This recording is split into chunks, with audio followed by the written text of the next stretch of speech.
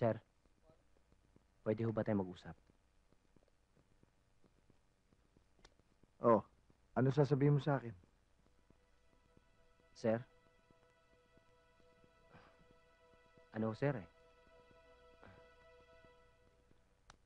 May problema ka ba? Sir?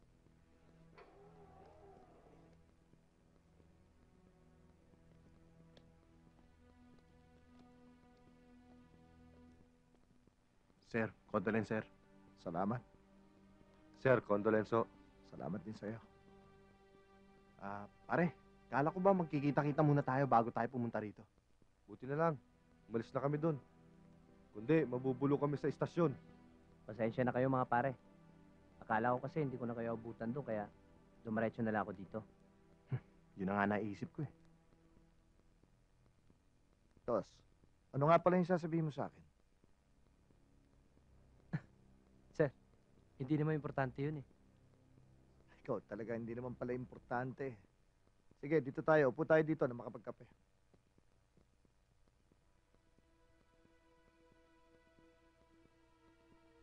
Montero. Despa. To get rid of corrupt generals?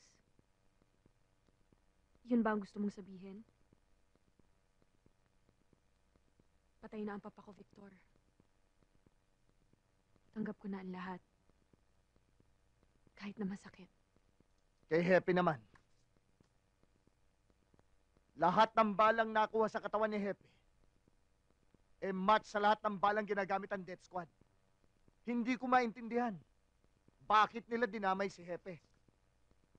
Hindi siya corrupt. Sa akin naman ngayon. Michelle. Ano sa palagay mo ang koneksyon ko dyan?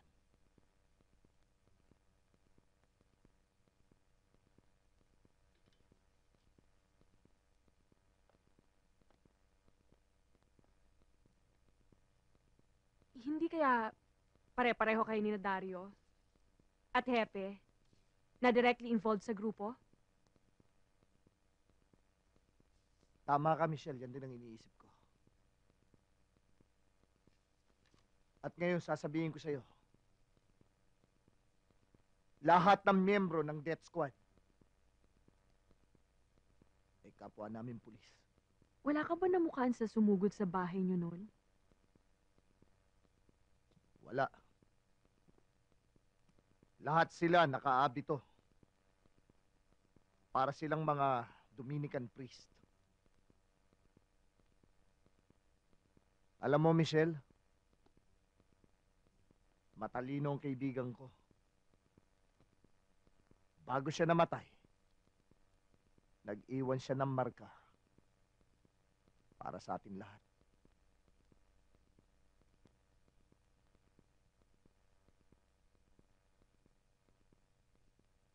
Letter F?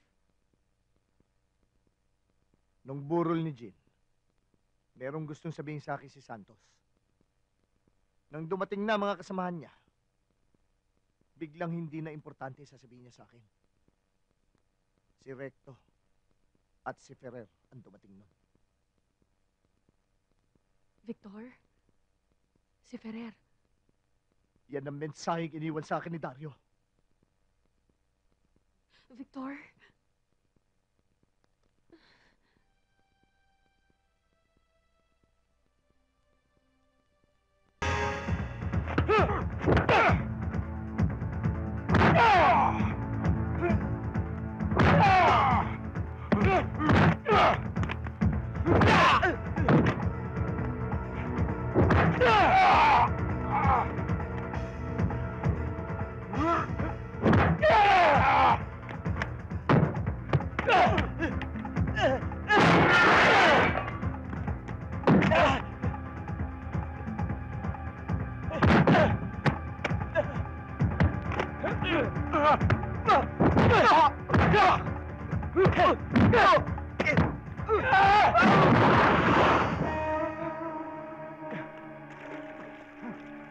Mike, hindi yata maganda nangyayari ah.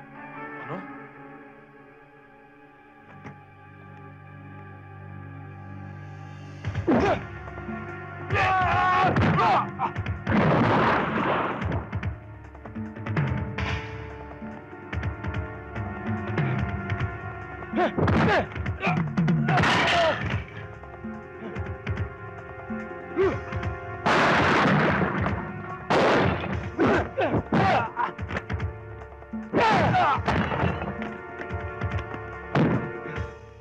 Aray, aray! Sige! Pagod na ako. Wago! Wago! Tiga! Tignan natin ang tigas mo. Ibaba mo yan! Tama na yan! Anong kaguluhan to, Buluran? Sa mismong pamamahay ko? Kailangan sumama sa akin ang kapatid mo. Meron siyang dapat panagutan sa batas. May warrant of arrest ka ba? Don't give me Buluran. Alam kong style nyo.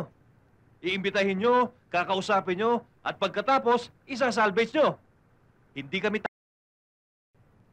Hindi ka na ng style ko, attorney. Oh, come on! Para kang torong pumapasok ditong umuusok ang ilong. Pagkatapos sasabihin mo, wala kang intensyon? Tama na, attorney. Buluran, kilala mo ko. Isa akong respetadong tao. May dignidad. Ba't ko papayagan ng kapatid ko na pagala-gala para pumatay ng isang tao? O isang babae? Patunayan mo lang na siya ang kriminal. Ako mismo magpapakulong sa kanya. Eh, sayang naman yung medalya at saka yung plaque na pareho natin tinanggap. Kung susuportahan natin ang mga ganyang klaseng tao. Patunayan mong hindi ka konsentidor. At patutunayan ko sa pagkakasala ng kapatid mo. Sa legal na paraan. Mamang pulis. Personal na yan, Buluran. Nire-respeto ko ang pagkakaibigan natin. Magkaibigan tayo, di ba?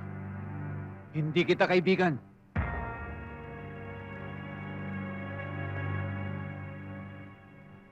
May araw ka rin sa akin.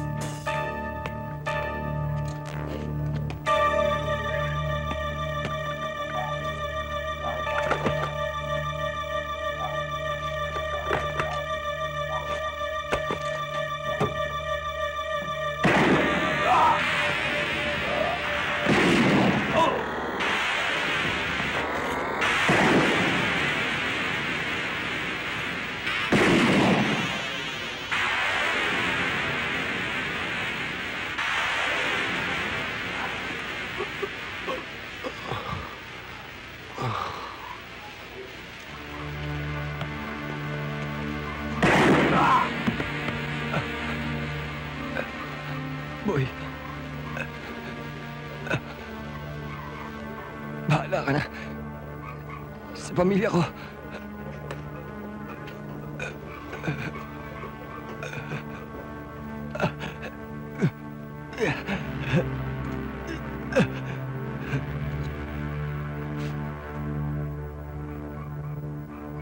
Sayang si paring Mando.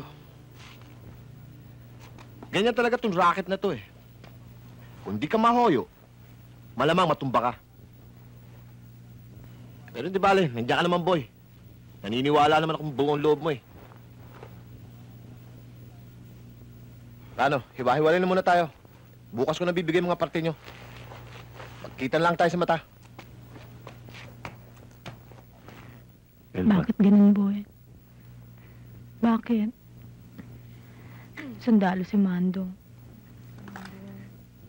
Di bali sana kung namatay siya dahil sa gera. Pero hindi, boy. Sa pang-hold up. At nakadyaryo pa. Pati itong mga anak niya, binigyan niya ng kahihiyan. Elsa, si Mando'y tapat sa kanyang tukulin. May pagmamalaki siya ng bawat sundalo.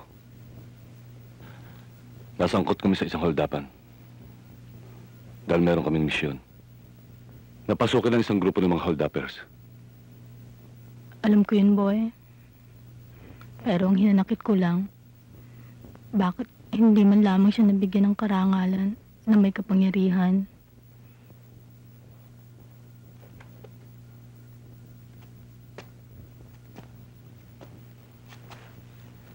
Tanggapin mo.